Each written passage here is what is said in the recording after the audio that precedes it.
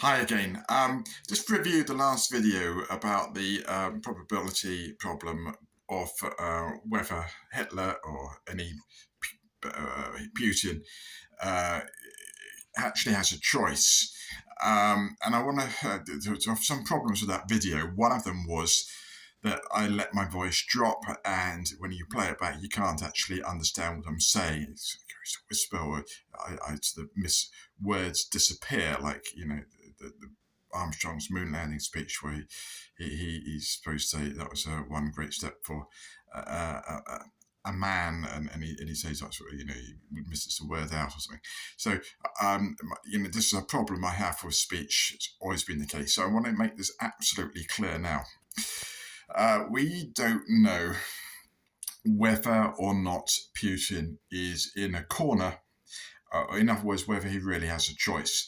Some other people thought, including Winston Churchill and also Sir Neville Henderson, the British ambassador to Berlin, who I quoted my latest blog post on the blog gladstoneblogspot.com from his telegrams to Prime Minister Chamberlain. He thought, so Sir Neville Chamberlain, British ambassador to Berlin, who met Hitler many times. He wasn't liked by Hitler, but he tried to get along with Hitler. He'd been an ambassador in South America before. I think it was Baldwin who got Chamberlain's predecessor, who got Neville Henderson into that position as British ambassador to Berlin, precisely because he seemed to get along well with a dictator in South America. And they thought, well, if he can do that there, maybe he can do something with Hitler. Of course, complete disaster, but on the other hand, what did Henderson have to play with? He had to, Chamberlain was determined as Chancellor and then as Prime Minister not to spend the money on a severe arms race to bankrupt Germany. He wasn't even thinking in those terms. This is great. My claim is what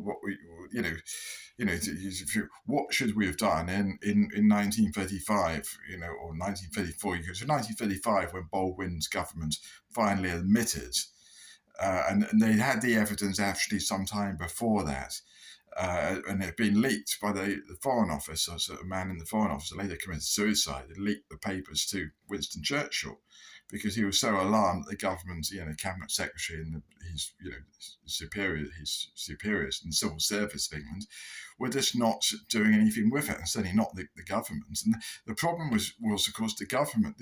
Britain was in a financial crisis after as well as the rest of the world after the 1929 Wall Street crash. This, had ripples not just, it led to the Great Depression in America in the 1930s, and it was really World War II which helped bring America out of recession. Partly, ironically, people thought, well, this will cripple America, an arms race during a time of great depression. How can it do it? It did actually work because the money wasn't going out of the country. The money which America was spending on arms, yes, for sure, it's running up its national debt, and that's something which is a severe problem, and it's something which goes on today. But provided provided that it's you're spending that money that you're borrowing, if you can call it spending, that money is going into America itself. It's going in the wages of American factory workers producing munitions, and American soldiers and airmen and naval personnel. Provided they're actually getting their money and it's being spent in America, it's actually a boost to the economy. It's a massive boost to the economy. So America was able to, in a sense, borrow its way out of debt. The national debt in America continued to go up. It hasn't come down. This problem is rife in Britain and in America and quite a few other countries. The debt goes up and up and up. and worry that at some point it's going to cause some of these war problems because you're going to, how sustainable is it? There's one line of economic thought that says that you can just do that. It's the Donald Trump idea.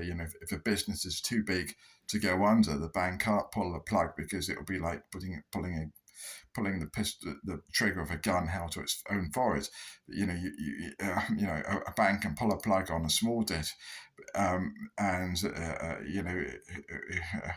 it can't do that to a huge debt where it's just going to have to write the debt off. So it has to, it's coerced into accommodating the debtor. And if the debtor is a big country, then its creditors are coerced, ultimately, unless they can invest their money somewhere else. So they're just going to have to accept whatever that country dictates. It says, well, I'm going to pay back the money really, really slowly to you.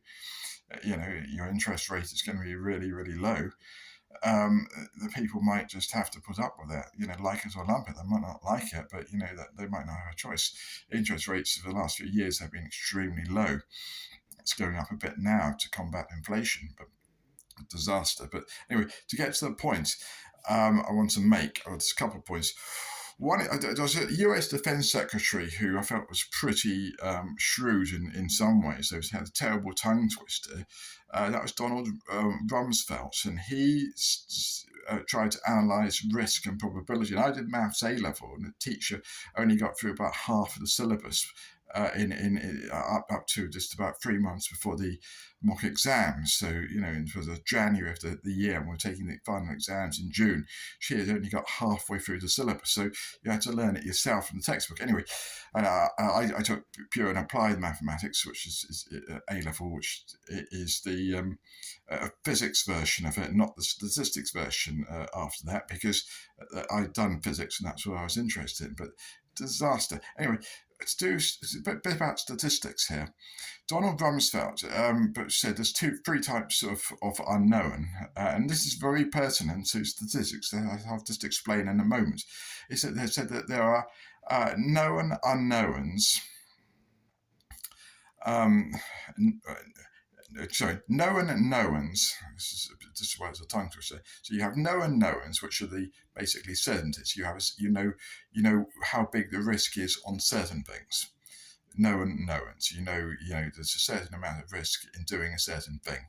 Then you have known unknowns, where and this is the second group. And the known unknown is where you know about a problem, but you don't know what the risk is. And then there's a third group, Rumsfeld said, and that's the unknown unknown. Now, the unknown unknown is where you don't even know of the existence of a particular problem, let alone what its probability of occurring actually is. Now, the problem with the whole of statistics and probability theory is that you only focus on the first of these three categories. You deal with the known knowns. So you know the risk of being shot when in a battle is X, and you say, well, that's the probability, but you've missed out the known unknowns, where you've got a risk from snipers or something which you haven't been able to compute because you don't know where you don't know how big that risk is. You've also left out the unknown unknowns.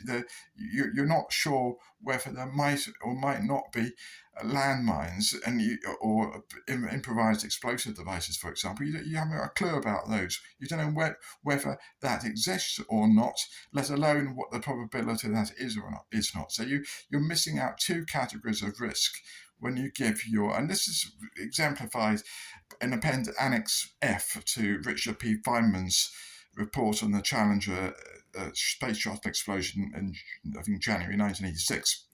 Feynman pointed out that the NASA given a probability of failure permission of 1 in 100,000, and then Feynman said, well, that's not true, because if you launch on a cold morning, the O-ring rubber sealants in the boosters of that rocket are brittle and they leak fuel and cause sprites, which have been filmed on several occasions on previous launches in cold weather before one of those actually caused the explosion, which blew up the space shuttle and killed everyone in it.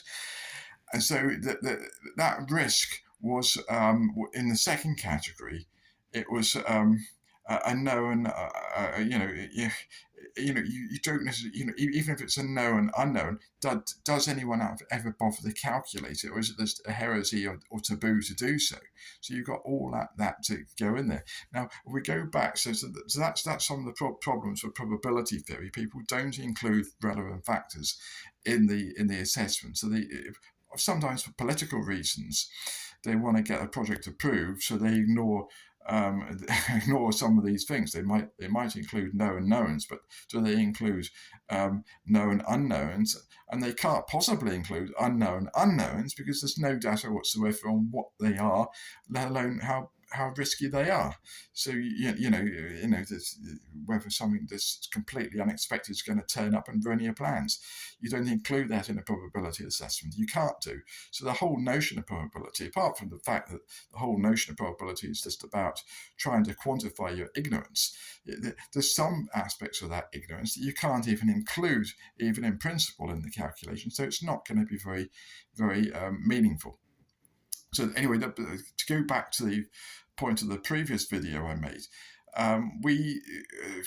people often assume, and Winston Churchill did this in his 1935 article titled "Hitler and His Choice." He said that Hitler had a choice. Winston Churchill, this is the year after Winston Churchill had warned that Germany was rearming under the Nazis, and he was well aware of the problems. He was regarded as one of the chief warners of the perils of appeasement, although really I think the credit should be given more to Captain W.E. Johns of Biggles fame, who was at that time the editor of both Popular Flying and Flying magazines, and he really his editorials hammered the government. He was ex-Royal Flying Corps, shot down.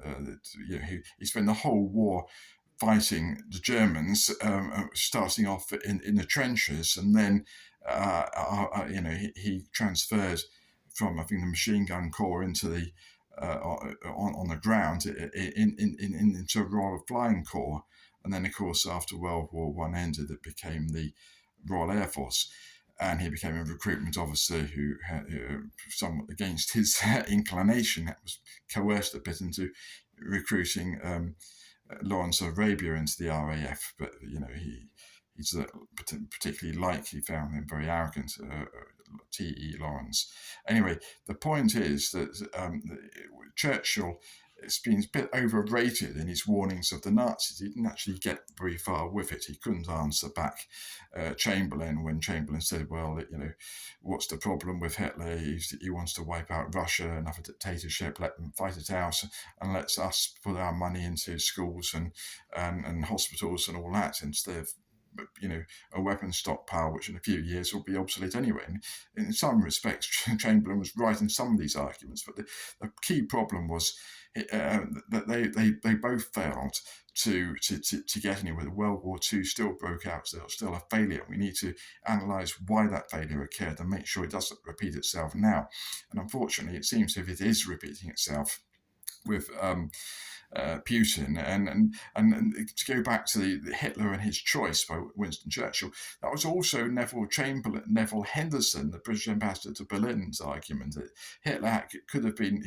He kept on saying to Chamberlain in his telegrams from Berlin that he was sure, even in early, I think 1938, he was still doing this.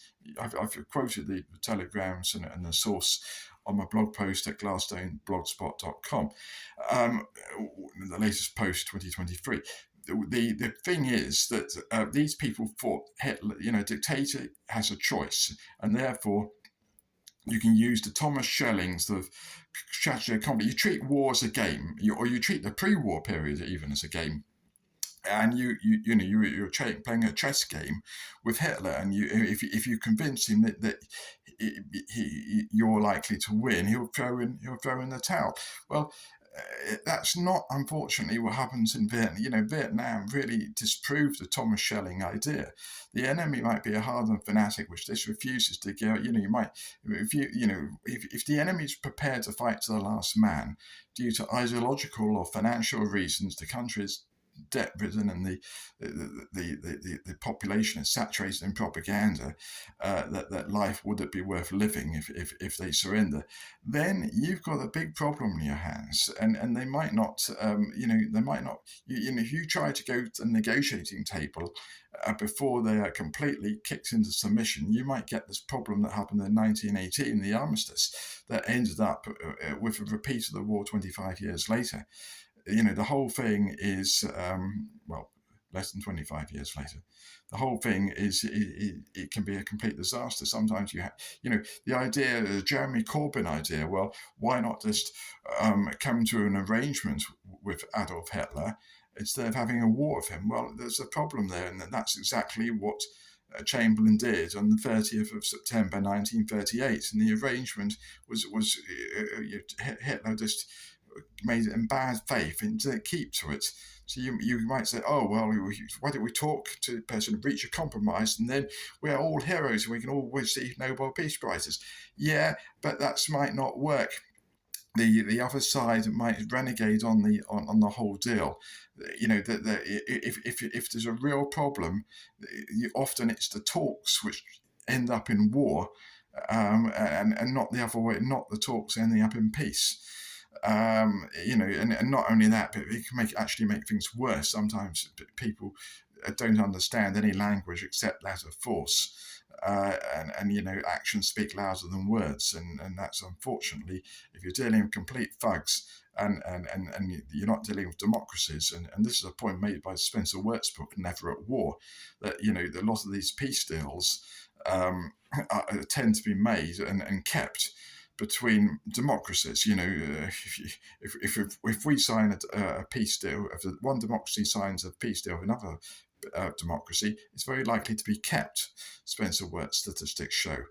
It's very unlikely that a democracy defined by a country which has tolerated dissent for at least the last 3 years is ever going to fight another democracy in the same situation. It just doesn't happen in history. You can look, there's good statistical evidence for that. And therefore, the whole notion of arms control and disarmament agreements is completely null and void, because the only people who will keep them are the people who won't have a war with you in any case. So they're it's all showmanship for the TV cameras and to mutually award you Nobel Peace Prizes. The very people you need to have the peace agreements with, and where it would really be beneficial, are exactly the subset of states which won't agree, which won't make those agreements in good faith, or might sign them, and like as Hitler did, to gain time, to buy time for German rearmament. And what's really happening in the appeasement, people say, well, Chamberlain was buying time for British rearmament. No, Chamberlain was selling time for German rearmament, because Germany was rearming faster than Britain. Germany was spending a lot more. And the whole notion that Hitler had a choice is taken away by the fact that Germany was going bankrupt. By 1939, they were on food substitutes again.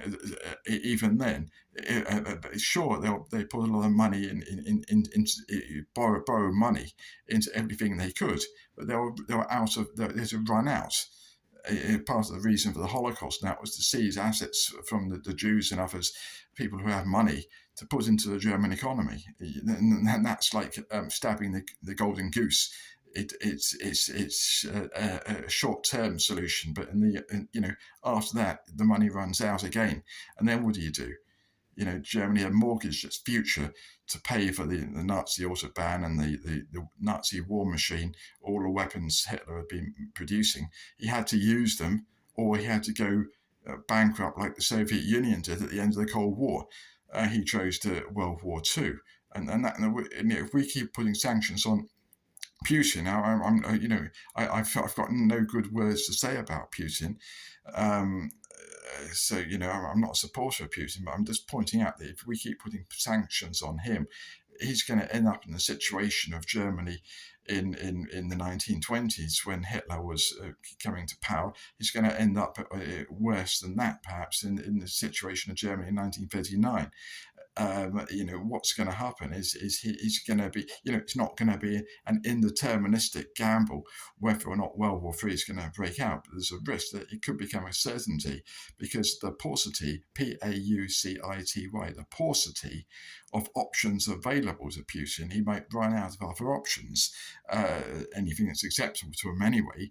Is he, a former KGB man, going to be waving a white flag and saying, "Oh, I'm a failure. I failed the Russian people. I've led you into all this debt, all this from militarism, all this war in Ukraine.